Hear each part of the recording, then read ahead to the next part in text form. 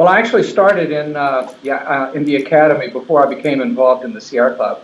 I had a classical training in rhetorical theory in graduate school, and over time that led me to become interested in social discourse, social movement, social change, and the role that communication plays, obviously in the historic changes we've seen in this country and around the world. After a while, after I got tenure actually, I started volunteering with the Sierra Club locally and ultimately ended up being elected to its board of directors in San Francisco. Served as president for a couple of times, and I still advise the National Sierra Club on its national environmental campaigns, its communication dimensions, which is fascinating. I think I've learned more by having my hands on in the policy debates and in the movement, and that's informed some of my more recent research that's begun to look at climate change communication, the impact of media on climate change communication especially. So it's been dual identities, but it's been a great synergy between the two areas.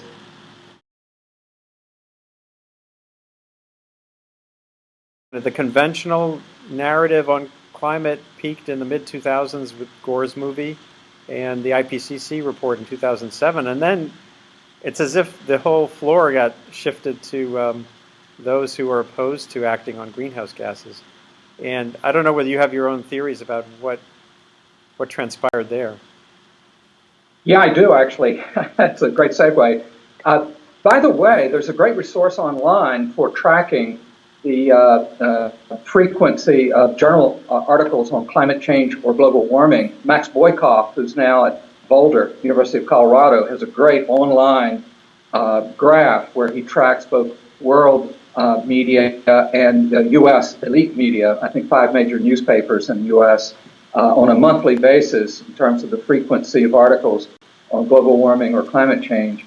And his tracking of that frequency parallels precisely what you've just identified as the marker. Around 2007, when the IPCC report came out, and approximately when Gore's movie, Inconvenient Truth, came out, you see a high in terms of newspaper reporting. And then you begin a fairly steady decline, about 300% drop in frequency until just last month, with the one exception of late 2009, of course, with the ClimateGate scandal. And then it peaks again, just briefly, drops back down and continues its long-term decline. There are a number of theories out on this, as you can imagine. In fact, I think ClimateWire today just had the report of the New Opinion survey that's out that makes the argument that, after all, it is just the economy that accounts for a lot of this change. I actually disagree with that. I think what that new report is measuring is salience of public attitudes. That is to say, a drop-off of concern about the environment or about climate change. And that's quite understandable with recession, unemployment, war. You're going to see a drop in salience of any particular issue other than those that are pressing on the public. But what that report doesn't get into, and where I think the real story is that the public attitude has changed not simply in terms of level of concern, but in their substantive understanding and acceptance of the science. And there are 2 variables there. One is that, in fact, climate change is occurring and may be accelerating. And second, that it's anthropogenic in nature, human origin. And we see a drop-off that begins in 08, 07, 08, in the belief that humans are partly responsible, less and less so now. We also see an interesting partisan divide in almost all of these studies, and that is to say that more conservative Americans or members of the Republican Party or libertarians are the least likely to accept the science on climate change, and just the opposite with liberal progressives and so forth. Yeah. And by the way, I just add one other thesis to this. It's not just that there's been a shift in public acceptance of the science, but the sources of information available to the public has begun to shift. As you see the parallel developments, on the one hand, a decline in legacy media to a certain extent, the number of beats, those assigned to science stories. You know this better than I do. Yeah. But the crisis in traditional media. At the same time, the explosive number of platforms, the ability to produce and distribute knowledge online and in social media. Content aggregators play a huge role in this. The Drudge Report, Breitbart.com, and the others that are known for aggregating and distributing skeptical stories on climate, for example. So at the same time, you have a drop-off in the amount of science journalism in legacy media, and I think there's some support for that. You have an explosive number of new knowledge platforms that, as I said, the Pew Center calls partisan information suppliers, where they now have ease of ability to generate and distribute skeptical views of climate. And the public is the witness to all of this.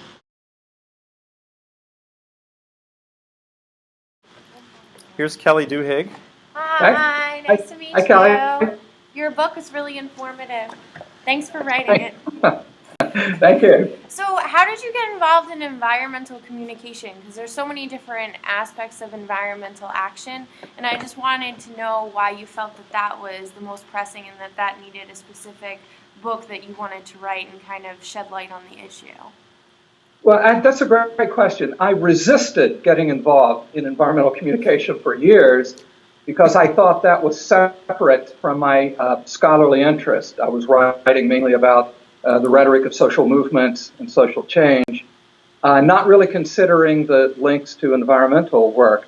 On the other hand, with my work with the National Sierra Club, I was up to my chin in communication work, in talking with editorial boards, campaigns that would rally the public to weigh in on a critical vote in Congress. And an editor at Sage publication talked with me and really urged me to try to put the two interests together, my work at the University of North Carolina and my insights into how communication really was this critical currency, an important agency for environmental change. Most environmental groups will admit that they rely principally upon communication as their primary tool to influence policy.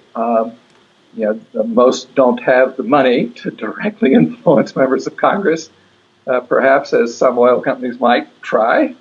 It's this interesting dynamic of attempting to reach identified or targeted audiences, to educate and then mobilize, and then to time that aroused citizenry to the moment when a decision is being made about a regulation, an environmental law, a town council. And I found myself in this unusual position of being involved in the environmental movement and doing a lot of this work, and then having the ability to think about it in a more theoretical or conceptual way.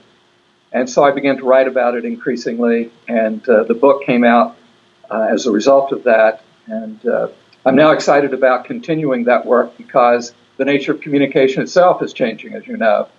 And that's why I'm eager for the third edition to come out in a few months and update a lot of this with, the communication around the Gulf oil spill, the Japanese nuclear meltdown, the way all of that coverage helps to frame the public's understanding of what the issue is.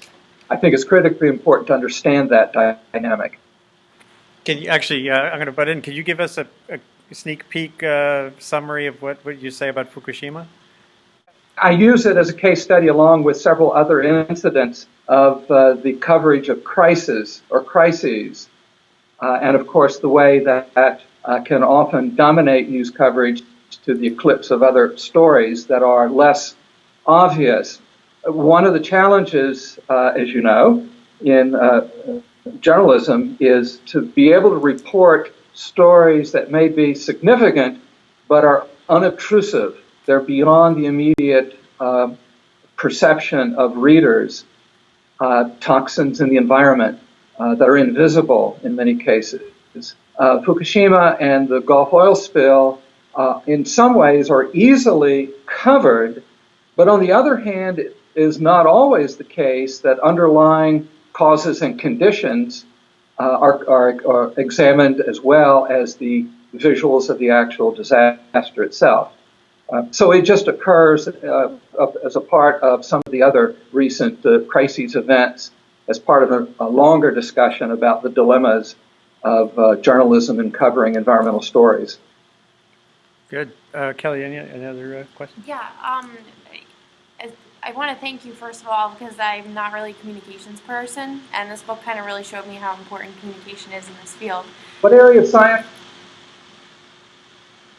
Whoops. You cut out a little bit there. Could you repeat that? Oh, what area of science are you in? I'm more like a biologist. Like, I like animal conservation, so I was never really interested in like the political aspect and the communications aspect. I realized that like communication is important in sharing your ideas, but I never realized how important it was and how it really shaped the environmental movement. And I wanted to know what you thought the biggest change was needed to make bigger environmental impacts in policy, because I know you're involved with the Sierra Club, so I'm sure you dealt with a lot of the problems with communication with the public and the lack of public involvement. And I wanted to kind of hear your thoughts on what would be a significant change we could make to try and move policy forward and make bigger environmental changes in our country. Yeah, that's obviously a big question. My cynical side would say what's needed is 60 votes in the Senate. But my more optimistic side might say that policymakers need more input from their constituents and from those with knowledge of conditions on the ground, scientists, other experts in the mechanics of the way this works sometimes is that swing votes in the Congress, and I'm talking at the national scale just for the moment, do return to their districts all the time. If they hear only from those, let's say, ranchers who are upset about wolves eating their sheep or something, that's pretty much what they feel is representative of their district. So it's incredibly important for scientists as well as other citizens and conservationists to be part of the public sphere, simply to have a voice, to insert yourself in the process. I think the more we do that, the more vibrant is the conversation that informs the thinking, the education, the awareness of those that are in positions to actually make decisions on this. That's something that we've been exploring, which is, I'm a big fan of Twitter and other social networks because I try to explain this is not just about output, but about it's a two-way street.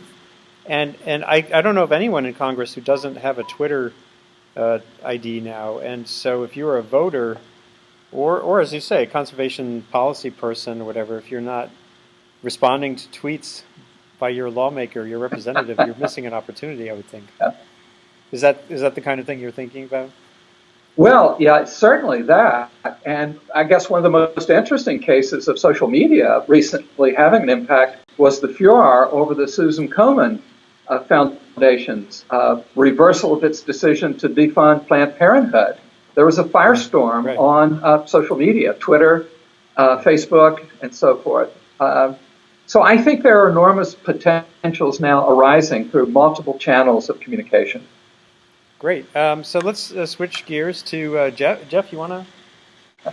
What do you think is the most imperative part of environmental communication that you're trying to convey to people? Like, I don't know, is climate change up at the top, do you think? Or would it be like toxins?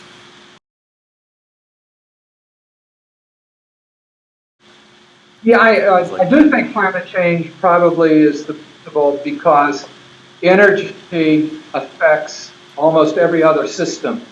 The decline of forests, the retreat of species, habitat, the human disease, exposure to changing climate through drought, altering agricultural patterns.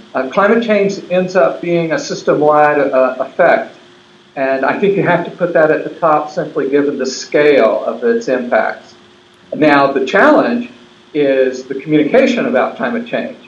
It's interesting that in almost every other country except the US and the UK, climate change communication proceeds in a very accepted, vibrant way. Public opinion polls in most other nations show great concern and interaction with their government.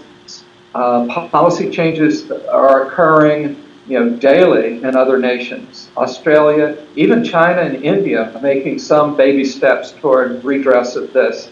But in the U.S., it's a difficult challenge because of competing media stories.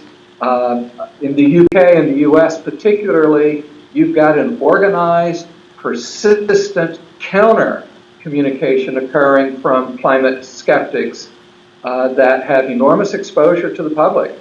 And I think that's retarded the understanding and acceptance of a lot of science around climate change, as I was saying earlier. Tough challenges. And the energy sphere generally is so fraught. Fracking is another issue and there you have these countercurrents where you had a gas that was a fuel that was presumed to be beneficial over coal in terms of climate impacts, but then it had this whole, even the word fracking itself, you could do a paper on, I'm sure, in terms of how that colored the discourse. Well, I know that's a hot issue in New York, especially. And that's a tough one, and the Sierra Club's been caught right in the middle of this, as you probably have seen from some of the stories out in the last month or so.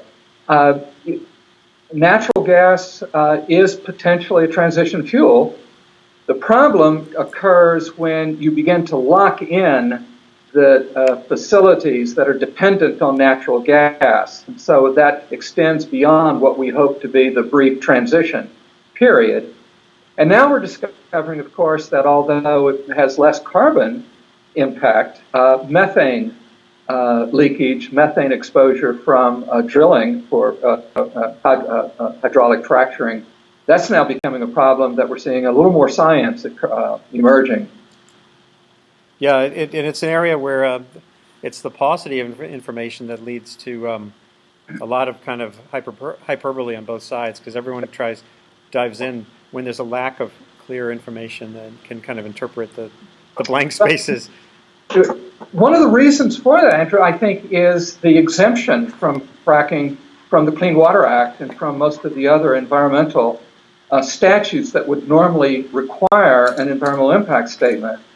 And the origin of that, you may know this better than I believe it was Dick Cheney's Energy Task Force in the early part of the decade that anticipated the explosive move toward fracking and exempted it at that point. I know that it has never been accepted under the normal NEPA policies that govern most of the statutes that require this kind of study. So if it's not a regulated process, you have less federal funding that's actually invested in the science that would be looking at it. So it's a catch-22. Yeah, well, and hopefully the EPA, if and when they finish their broad analysis, that'll help clarify a few things. Although, again, in some of these fights, it's pretty clear that new information doesn't necessarily settle the debate. That's true. Connor Higgins over here, over my shoulder here, is very focused on birds, among other things, and so he has a question or two for you. Hi. About fracking, in addition to an increase in scientific understanding of it, what do you think communication people can do to facilitate beneficial discussions instead of these hyperbole, oh, it's going to kill everyone, or it's perfect? How would you facilitate discussions that it's better, or to? Yeah, that's a great question. I think there's a good role for communication around this issue because it's new, it's complex, because there are very interested parties that are getting their message out. I think it's important for scientists, conservationists, citizens, journalists to dig into the issue a little bit to help the public understand what are the relevant issues, the choices. For example, neighborhoods need to understand, or perhaps deserve to understand, the heavy traffic on their neighborhood streets because of the trucks and other heavy machinery that's coming in. As the result of a lot of letters to the editor and other communication here in my state, North Carolina, which is now taking up the issue of fracking, a recent study by our state environmental commission identified that problem of how do you generate a revenue source to cover street repairs for the cracked pavement due to heavy machinery. So I saw firsthand how interested citizens, journalists, and some lawmakers who visited Pennsylvania and looked and talked with communities became acquainted with the issue, began to write about it, speak about it, and that began to frame the conversation that went into the report by the State Environmental Agency. And now that's part of the recommendation that's come out. If we do fracking here, then here's a list of concerns we need to be prepared to regulate or address in some other way. In New York State, actually, that issue of covering those sort of orphan expenses that are going to accrue to communities is a very live one in New York State as well. Ah, good. Yeah, and we're actually at PACE, we're going to be trying to fill some of the gaps. We're hosting a forum here on campus next month, bringing virtually and physically some experts together to help try to figure out what role a university, PACE can have in fostering that kind of informed discussion and policy making. So we'll report back to you on what we come up with. So here's John, who's now working for the New York City Department of Environmental Protection while he's getting his degree here. And we've been talking about communication. When I was a daily reporter at the Times, I wrote a lot about the water supply. And of course, the fracking issue has spilled over, so to speak, into being a water issue in New York State as well. So John, what do you have to ask Professor Cox? Well, my first question is, we've talked about social media a little bit already, and earlier we mentioned it was a two-way street. So I guess my question to you, since you've kind of been dealing with the public for a while, like as the Sierra Club president, you've had a good vocal voice out there. Especially, I read a lot of news reports about how at the time you were kind of the voice that said that we back Al Gore, like during the 2000 presidential election. So I guess my question would be, when it comes to something like Twitter, environmental groups can put their voice out there and say, this is climate change, this is happening. But also the anti-groups can do that to the same degree. So it's almost like an ongoing war, like, an unmovable object meets an unstoppable force almost. So how do you see that working out in the long run? Do you see one group getting a push, or is it just going to go head-to-head for, I don't know, years and years to come? Forever. Well, let me reframe the question. Okay. I think if we were simply to deal with the issue as a war on Twitter, or simply a general war through different communication platforms for the general public, back and forth, it would either be a stalemate or, quite frankly, I think fossil fuel industries would win. Rather, I think the question becomes, how do you influence the relevant decision makers who actually will decide the issue? And for that, you need to design a communication campaign as opposed to simply putting a message out in the ether on Twitter or Facebook or something. Now, Twitter is a tool, as most social media are, and mobile applications and so forth. Those are tools. If they are harnessed behind a well-designed campaign that, let's say, for example, we've identified 15 swing votes in the House of Representatives on an upcoming close vote. Well, then you look at the districts those 15 votes represent. You do an overlay of the media outlets for that district.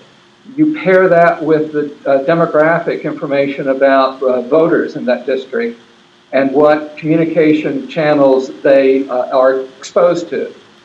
For example, radio, you think of as an old technology, is actually quite popular media for certain demographics.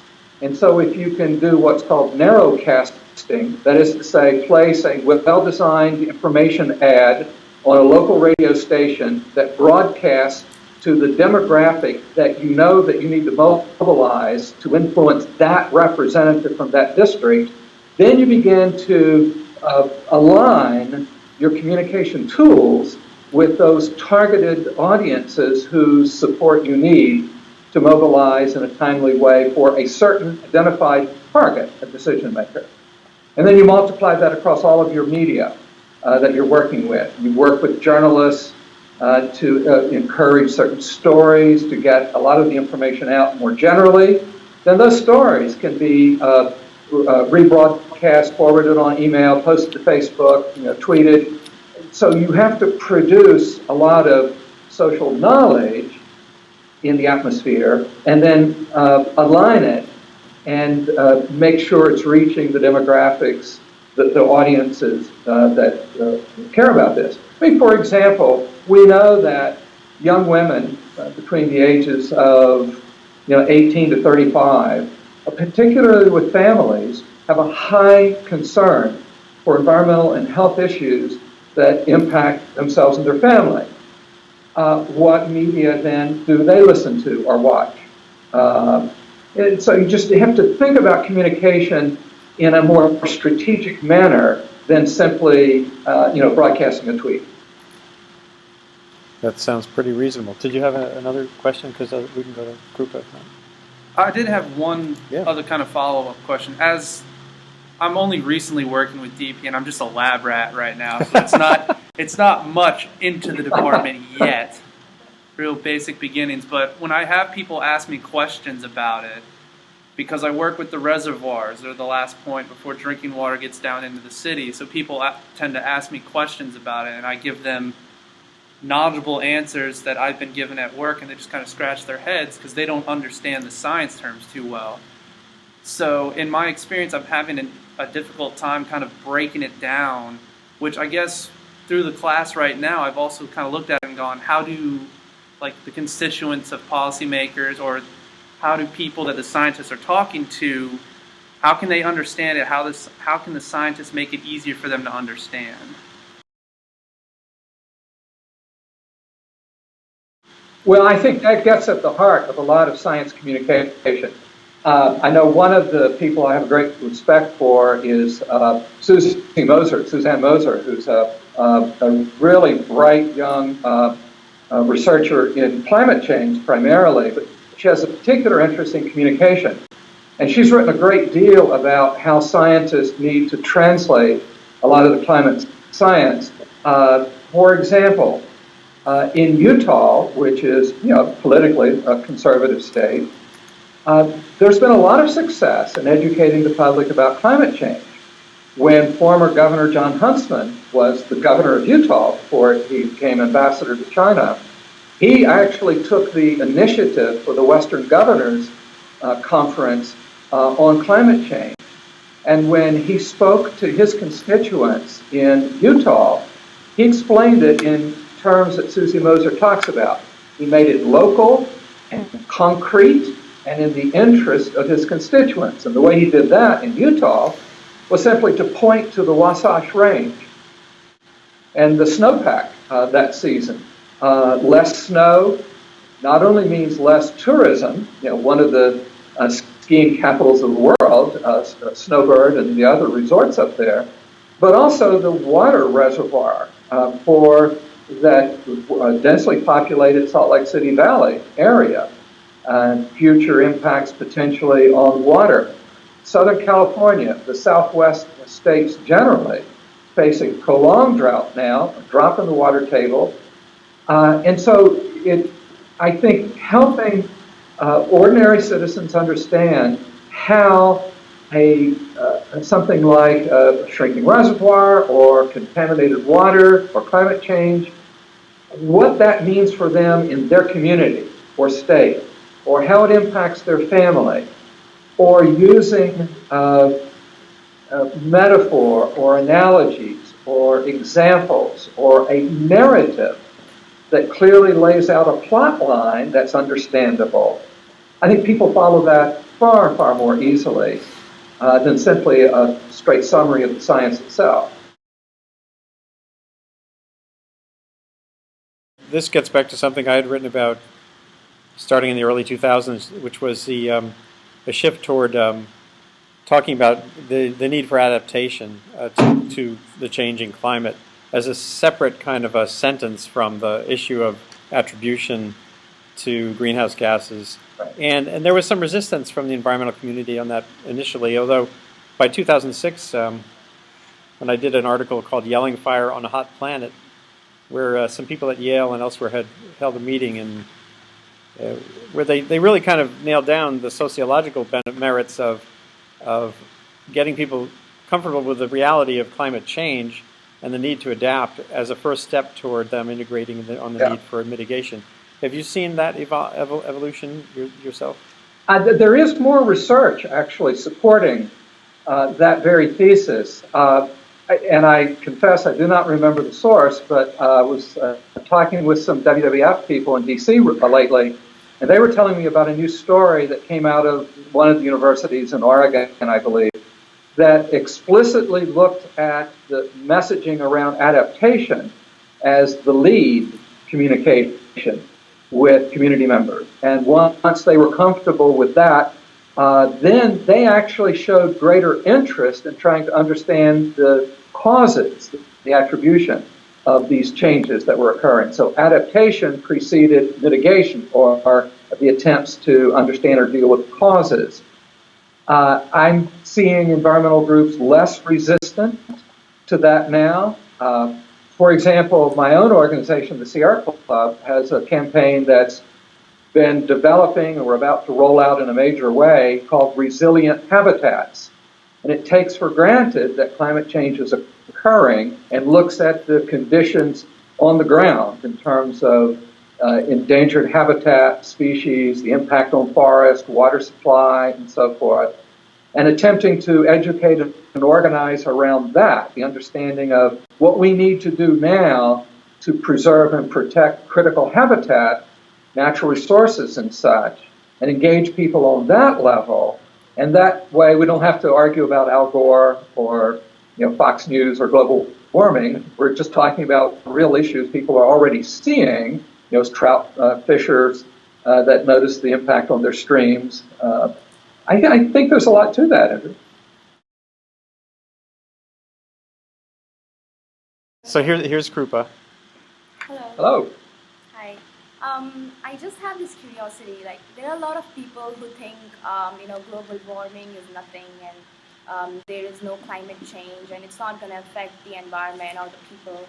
So I'm just thinking, with all the research which is being done now, and even in future there will be done a lot of research. So is there a possibility that these people who think there is not going to be a climate change, are they going to start believing that actually the world will be damaged with the by the global warming? Or is there any way we can try to explain to these people and make them believe? Yeah, that's a good question. There are some researchers at Yale University and George Mason University that have produced a report called The Six Americas. And they talk about the different kinds of Americans. And so it's not static. I mean, at each end of the continuum, there are some true believers. But throughout the middle of the continuum among the different kinds of Americans, there's a great deal of flexibility. I think there are a lot of people that simply are ignorant, they just don't know the information, and are quite educable with the appropriate materials and communication, but they don't tune in to the communication media. There are those that have doubts, but nevertheless are quite reasonable. And the shift in public opinion polls indicates that there's movement in this area. And I think finally that as people begin to see impacts in their local community or state, they really do become believers at that point. I was talking with one woman from Charleston, South Carolina, who was a skeptic on global warming, but she had property right on the waterfront. And when she received her new premium from her insurance company, raising her premium, she began to attend meetings on climate change, and she reached out for information to understand sea level rise, because her insurer was explaining that they had to anticipate future storm surges and coastal property damages and so forth. So I think I still am an optimist in some way. The question, of course, is the time frame. Can we educate ourselves to act in ways that are appropriate soon enough, as opposed to locking in a lot of the carbon in the atmosphere and the impacts that will play out then and for decades and hundreds of years, no matter what we do now. So this is a true Greek tragedy, that we're now playing a part in, and I'm not sure it's the final act or we're in the middle of the drama. One of the changes that I've seen, I'm very encouraged by, is the willingness of science organizations, physical scientists especially, in terms of their willingness to meet with, in joint sessions, conferences, panel discussions with other types of people, media producers, journalists, weather forecasters, for example. My own academic organization, the National Communication Association, recently sponsored a conference with the American Meteorological Association in order to talk about climate change and to bring scientists, climate scientists, together with weather forecasters, as well as other in meteorology and communication specialists, simply to talk about how to translate or communicate the science and to understand how do they understand the science better, to be better information providers for their viewers or their audiences. There have been a number of instances like that. Bud Ward, who's a veteran journalist who now runs the Yale Forum on Climate Change in the Media, has been part of some of these conferences and has talked about other meetings and some of the funding this is getting from the National Science Foundation and some other groups. So this kind of interchange that scientists are increasingly not only willing to engage in, but I think feeling some urgency to do, I think is very encouraging. The reason I use that particular example with weather forecasters is that we know that not only are local TV forecasters among the most respected sources of information for viewers, but they tend to be among the more skeptical on climate change. There's a different culture in the preparation for forecasting and the preparation for climate science. And so there's been something of a C.T. Snow divide between the two cultures. And I think the willingness of climate scientists to begin to engage media producers, journalists, forecasters, and others is very helpful. There have also been a couple of initiatives by some science groups to provide scientists that are available 24/7 to answer questions for journalists and policymakers, and a couple of other formats that have put scientists out there as resources for media producers. So I find all of that quite encouraging. I would add one other thing. I want to make just one little plug for a new organization. It's the International Environmental Communication Association. It was just formed this year. It is has a following of not only communication scholars, media people, journalists, consultants, graduate students all over the world. It's also the publisher of the recent journal that's just started, Environmental Communication, a journal of nature and culture. But you can find the International Environmental Communication Association online simply at environmentalcom.org.